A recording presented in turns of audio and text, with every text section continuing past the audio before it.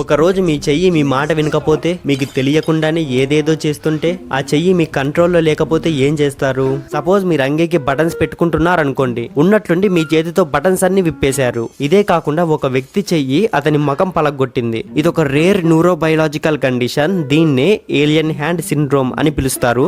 Alien hand syndrome అనేది చాలా అరుదైన బ్రెయిన్ డిజార్డర్. ఈ ప్రాబ్లం ఉన్న వారికి తమ చేతులు తమ కంట్రోల్లో ఉండవు. ఈ సిండ్రోమ్ గురించి మన తెలుగులో మూవీ కూడా వచ్చిందబ్బా. మూవీ నేమ్ రాజుగారు.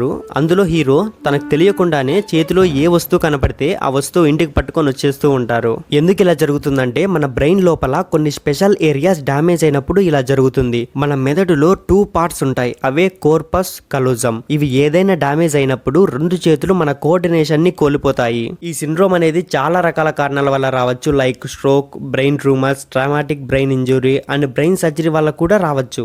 బ్రెయిన్ సర్జరీ వల్ల చాలా రేర్ కేసులో వస్తుంది. దురదృష్టకరమైంది ఏంటంటే, ఈ సిండ్రోమ్ కి ట్రీట్మెంటే లేదు. థెరపీ ద్వారా సిమ్టమ్స్ ని కంట్రోల్ చేయడమే. మీ హ్యాండ్ మీ ఇంటెన్షన్ లేకుండా బిహేవ్ చేస్తే అది ఎంత భయంకరమో ఊహించుకోండి. అందుకే దీని పేరు ఏలియన్ హ్యాండ్. అంటే it doesn't belong to you అని అంటారు.